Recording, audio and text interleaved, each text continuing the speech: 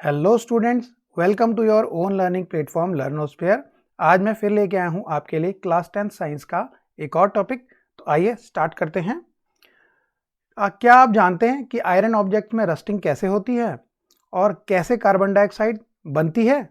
तो ये बनती हैं केमिकल प्रॉपर्टीज़ के कारण, जो कि मेटल और नॉन मेटल की होती हैं। यानी आज हम पढ़ेंगे धातु और अधातु के रासायनिक गुण। सबसे पहले स्टार्ट करते हैं रिएक्शन विद ऑक्सीजन। यानी जब मेटल रिएक्ट करते हैं ऑक्सीजन के साथ तो वो बर्न होते हैं ऑक्सीजन में। जैसे कि मैग्नीशियम रिबन को जब बर्न किया जाता है तो वो बनाता है मैग्नीशियम ऑक्साइड। यानी सारे मेटल जो है वो अपने ऑक्साइड बनाते हैं। जैसे कॉपर बनाता है कॉपर ऑक्साइड, एल्यूमिनियम भी बनाता है एल्यूमिनियम ऑक्साइड। अब हम देखेंगे कि इनका नेचर कैसा होता है ऑक्साइड का। तो मेटल ऑक्साइड जो होते हैं वो बेसिक होते हैं नेचर में, यानी क्षारीय होते हैं। तो जब मेटल ऑक्साइड रिएक्ट करते हैं वाटर के साथ तो ये बनाते हैं हाइड्रो ऑक्साइड, जो कि होता है बेस। जैसे मैग्नीशियम ऑक्साइड बना रहा है यहाँ पर मैग्नीशियम हाइड्रो ऑक्साइड, जो है मिल्क ऑफ मैग्नीशिया भी इसे कहा जाता है। और जब इन मेटल ऑक्साइड को टेस्ट किया जाता है रेड लिटमस से तो उसको ब्लू कर देता है। तो इससे पता चलता है कि ये बेसिक होते हैं। इसी तरह नॉन मेटल के जो ऑक्साइड होते हैं वो अम्लीय यानी एसिडिक होते हैं। जैसे सल्फर एक नॉन मेटल है, तो सल्फर डाइऑक्साइड इसका जो वाटर के साथ रिएक्ट करके बनाता है सल्फ्यूरस एसिड, और सल्फर ट्राइऑक्साइड वाटर के साथ बनाता है सल्फ्यूरिक एसिड। यानी जो नॉन मेटल्स होते हैं उनके ऑक्साइड एसिडिक होते हैं, और जब इन्हें टेस्ट किया जाता है लिटमस से तो ये ब्लू लिटमस को रेड कर देते हैं। तो हमें पता चला कि मेटल के ऑक्साइड होते हैं बेसिक और नॉन मेटल के होते हैं एसिडिक। अब हम चलते हैं रस्टिंग ऑफ आयरन, यानी जंग लगना। तो जब आयरन ऑब्जेक्ट को हवा या पानी के कांटेक्ट में रखा जाता है तो ये उनसे रिएक्ट करते हैं और इनमें एक लाल भूरी रंग की परत यानी कोटिंग चढ़ जाती है, जिसे हम नॉर्मली कह देते हैं रस्टिंग या जंग लगना। ये होता है आयरन का एक ऑक्साइड, हाइड्रेटेड आयरन ऑक्साइड बनता है जब ये रिएक्ट करते हैं ऑक्सीजन और वाटर के साथ। तो ये रहा रस्टिंग ऑफ आयरन, और इसके कारण जो आयरन ऑब्जेक्ट्स होते हैं वो धीरे धीरे कोरोड होकर के खराब हो जाते हैं। अब आते हैं कोरोजन ऑफ कॉपर, यानी तांबे का क्षरण कैसे होता है। तांबे के बर्तन हम जब नए नए लाते हैं तो वो बड़े चमकीले होते हैं, लेकिन धीरे धीरे वो काले पड़ने लग जाते हैं, उन पर भी एक परत चढ़ जाती है। तो कॉपर जो होता है वो रिएक्ट करता है एटमॉस्फेयर की ऑक्सीजन और कार्बन डाइऑक्साइड के साथ और इन प्रेजेंस ऑफ वाटर के साथ। तो ये एक बनाता है बेसिक कॉपर कार्बोनेट। जैसे यहाँ पर कॉपर रिएक्ट करता है पानी, कार्बन डाइऑक्साइड और ऑक्सीजन के साथ, तो ये बनाता है कॉपर हाइड्रो ऑक्साइड, जो कि बेसिक है, और कॉपर कार्बोनेट। तो ये दोनों का कॉम्बिनेशन कहलाता है बेसिक कॉपर कार्बोनेट, जिसकी परत इन तांबे के बर्तनों में कॉपर के वेसल्स में चढ़ जाती है। इसी के कारण वो अपनी चमक यानी शाइन को खो देते हैं। तो ये रहा कोरोजन ऑफ कॉपर। अब आते हैं corrosion of silver. Silver react करता है एटमॉस्फेयर में जो प्रेजेंट होते हैं सल्फर के जो कुछ कंपाउंड, जो पॉल्यूटेंट्स होते हैं सल्फर के, वो जैसे कि हाइड्रोजन सल्फाइड, ये रिएक्ट करते हैं हमारे सिल्वर ऑब्जेक्ट के साथ और इन पर एक काली परत चढ़ा देते हैं जो कि होती है सिल्वर सल्फाइड की। इसी के कारण जो सिल्वर ऑब्जेक्ट्स होते हैं वो काले पड़ने लग जाते हैं और कोरोड होते हैं। अब देखते हैं नॉन मेटल के ऑक्साइड कैसे बनते हैं। तो नॉन मेटल भी ऑक्सीजन के साथ रिएक्ट करके ऑक्साइड बनाते हैं। जैसे कार्बन बनाता है कार्बन डाइऑक्साइड, सल्फर बनाता है सल्फर डाइऑक्साइड, और नाइट्रोजन भी अपने ऑक्साइड बनाता है। इसी तरह फॉस्फोरस भी फॉस्फोरस पेंटा ऑक्साइड बनाता है। तो इस तरह नॉन मेटल भी अपने ऑक्साइड्स बनाते हैं। सबसे पहले हम देखते हैं कार्बन डाइऑक्साइड। तो कार्बन जब ऑक्सीजन के साथ रिएक्ट करता है, यानी जब कार्बन कंटेंट वाली चीज़ों को जैसे लकड़ी, कोयला, इनको जलाया जाता है तो ये प्रोड्यूस करते हैं कार्बन डाइऑक्साइड, और ये चली जाती है हमारे एटमॉस्फेयर में, और वहाँ ये रिएक्ट करती है वाटर वेपर से और बनाती है एक एसिड जो कि है कार्बोनिक एसिड H2CO3। तो इस तरह कार्बन डाइऑक्साइड बनती है और ये एसिडिक ऑक्साइड होती है क्योंकि ये भी एसिड बनाती है। अब देखें formation of sulphur dioxide. Sulphur जो होता है, सल्फर डाइऑक्साइड प्रोड्यूस होता है गाड़ियों के धुएं यानी व्हीकल एग्जॉस्ट से, और फैक्ट्री के एग्जॉस्ट से जो भी निकलता है उससे ये सल्फर डाइऑक्साइड प्रोड्यूस होता है। और जब ये सल्फर डाइऑक्साइड वाटर वेपर से एटमॉस्फेयर में कांटेक्ट करता है तो ये बनाता है सल्फ्यूरस एसिड, और इसी तरह सल्फ्यूरिक एसिड भी बनता है। तो ये रहा सल्फर डाइऑक्साइड। अब आते हैं फॉर्मेशन ऑफ NO2 यानी नाइट्रोजन डाइऑक्साइड। तो ये भी निकलता है व्हीकल एग्जॉस्ट से, पावर प्लांट से, और पोल्यूटेंट में ये होता है, और इस तरह ये नाइट्रोजन का ऑक्साइड बनता है।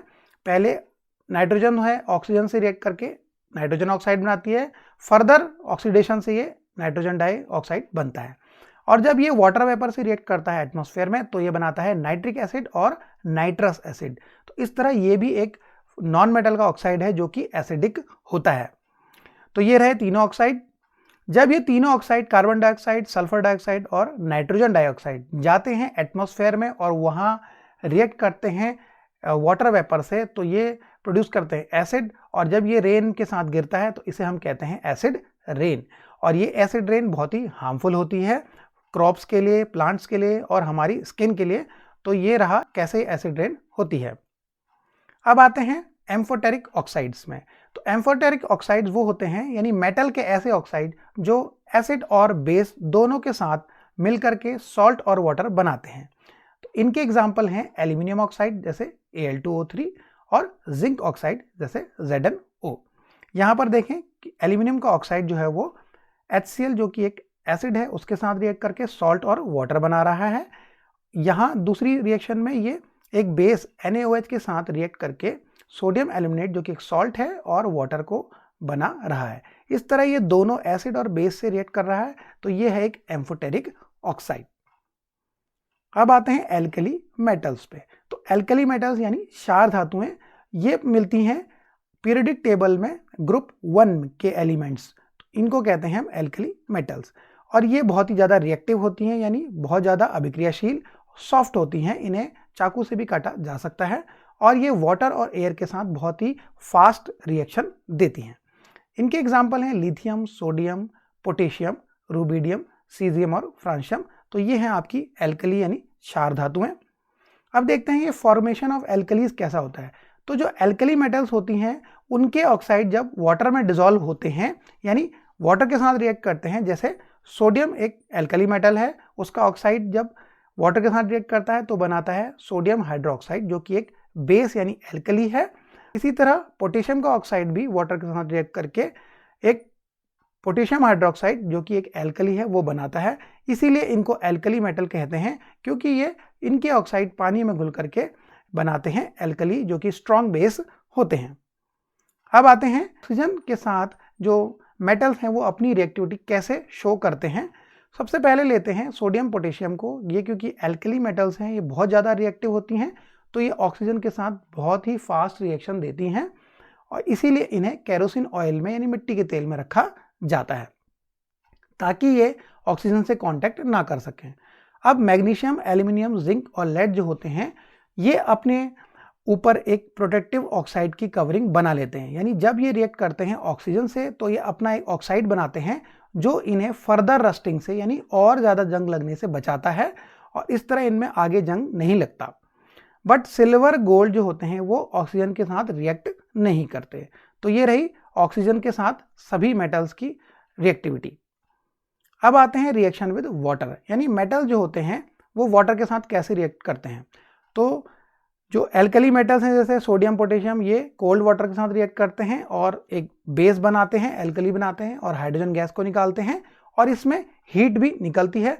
तो यहाँ इस पिक्चर में देखें सोडियम को जब पानी में डाला जाता है तो ये बहुत ही एक्सप्लोजिव रिएक्शन देता है और इसमें बहुत सारी हीट निकलती है। बट जो मैग्नीशियम होता है वो केवल हॉट वाटर के साथ रिएक्ट करता है और ये भी एक बेस बनाता है मैग्नीशियम हाइड्रोक्साइड, जिसे हम कहते हैं मिल्क ऑफ मैग्नीशिया, और इसमें भी हाइड्रोजन गैस बाहर निकल जाती है। अब आते हैं एल्यूमिनियम, आयरन और जिंक। ये केवल स्टीम के साथ यानी भाप के साथ रिएक्ट करते हैं। जैसे इस पिक्चर में देखें आयरन फिलिंग जो है वो रिएक्ट कर रही है स्टीम के साथ, और ये भी अपने ऑक्साइड बनाते हैं और हाइड्रोजन गैस निकालते हैं। बट जो लेड है, कॉपर है और सिल्वर, गोल्ड, ये वाटर के साथ रिएक्शन नहीं करते। अब आते हैं एनोडाइजिंग यानी एनोडीकरण पर, जिसमें एल्यूमिनियम के ऊपर एक प्रोटेक्टिव कवरिंग चढ़ाई जाती है अपने ऑक्साइड की। तो एनोडाइजिंग एक इलेक्ट्रोकेमिकल प्रोसेस है जिसमें एल्यूमिनियम को एनोड पे बनाया जाता है और उसके चारों ओर अपने ही ऑक्साइड की एक कोटिंग चढ़ाई जाती है जिससे कि वो फर्दर रस्टिंग से बच जाता है। अब इसके बेनिफिट क्या क्या हैं? सबसे पहले तो ये कोरोजन से इससे बच जाता है, यानी जंग से बच जाता है। इसकी हार्डनेस भी बढ़ जाती है एल्यूमिनियम की इस एनोडीकरण से, और अपीयरेंस यानी इसकी शाइन बढ़ जाती है, इसका टेक्सचर अच्छा हो जाता है और इस पर कोई भी रंग चढ़ाया जा सकता है। तो इस तरह से एनोडाइजिंग की जाती है एल्यूमिनियम को प्रोटेक्ट करने के लिए। अब आते हैं रिएक्शन विद एसिड। तो मेटल जब रिएक्ट करते हैं एसिड के साथ तो ये बनाते हैं सॉल्ट और हाइड्रोजन गैस। जैसे जिंक है आपका, हाइड्रोक्लोरिक एसिड के साथ रिएक्ट कर रहा है तो ये बना रहा है ZnCl2 जो कि एक सॉल्ट है, और हाइड्रोजन गैस निकाल रहे हैं। तो हम ये याद रखें कि एसिड्स में होता है हाइड्रोजन, क्योंकि ये हाइड्रोजन आयंस देते हैं तो इनमें हाइड्रोजन छिपी रहती है और इसी को ये मेटल जो है वो डिस्प्लेस कर देते हैं। तो मेटल जैसे मैग्नीशियम भी है वो यहाँ सल्फ्यूरिक एसिड से क्या हाइड्रोजन को डिस्प्लेस कर रहा है। तो जैसे इसमें रिएक्शन होती है तो हाइड्रोजन बबल्स के साथ बाहर निकलती है और एक पॉप साउंड भी निकालती है। अगर इसके आगे हम कैंडल जली हुई लाएं तो एक पॉप साउंड प्रोड्यूस करती है, क्योंकि ये इन्फ्लेमेबल गैस यानी ज्वलनशील एक गैस होती है हाइड्रोजन। अब आते हैं रिएक्टिविटी सीरीज यानी सक्रियता श्रेणी।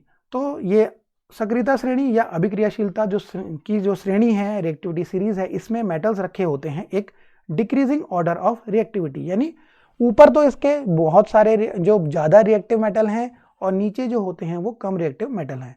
इसमें यहाँ पर हाइड्रोजन भी दिख रही है, तो हाइड्रोजन से जो ऊपर रखे हैं वो हाइड्रोजन से ज़्यादा रिएक्टिव हैं और ये सारे मेटल जो हैं एसिड से हाइड्रोजन को निकाल देते हैं।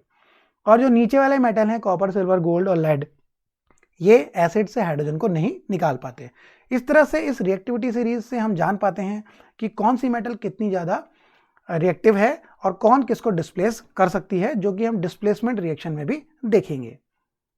अब आते हैं डिस्प्लेसमेंट रिएक्शन में, जिसमें कि जो मोर रिएक्टिव मेटल होती है वो लेस रिएक्टिव मेटल को उसके सॉल्ट से डिस्प्लेस कर देती है। जैसे कि जिंक पे देखें, जिंक जो है यहाँ पर कॉपर सल्फेट में से कॉपर को डिस्प्लेस कर देता है और अपना जिंक सल्फेट बना देता है, क्योंकि जिंक जो है वो कॉपर से ज़्यादा रिएक्टिव है। अगर हम इस रिएक्टिविटी सीरीज में देखें, जिंक ऊपर आता है और कॉपर नीचे। तो अब आयरन जब करता है कॉपर सल्फेट के साथ तो ये रिएक्शन आपकी इंपॉर्टेंट है। ये कॉपर सल्फेट के ब्लू सॉल्यूशन में जब डाला जाता है तो फेरस सल्फेट बनता है, क्योंकि आयरन जो है वो कॉपर से ज़्यादा रिएक्टिव है, इसलिए इसको डिस्प्लेस कर देगा और ग्रीन कलर का फेरस सल्फेट बनता है। अब मैग्नीशियम भी ऐसे ही जिंक को डिस्प्लेस करके मैग्नीशियम सल्फेट बनाता है। अब इस लास्ट रिएक्शन को देखें जिसमें कॉपर जिंक सल्फेट के साथ रिएक्ट कर रहा है तो कोई रिएक्शन नहीं हो रही है। क्यों नहीं हो रही? क्योंकि कॉपर जो है वो जिंक से कम रिएक्टिव है। अगर हम इसमें सीरीज में देखें तो कॉपर नीचे आता है और जिंक ऊपर आता है, तो कॉपर जिंक को डिस्प्लेस नहीं कर सकता, इसलिए ये रिएक्शन नहीं होगी। अब आते हैं एक्वा रेजिया पर।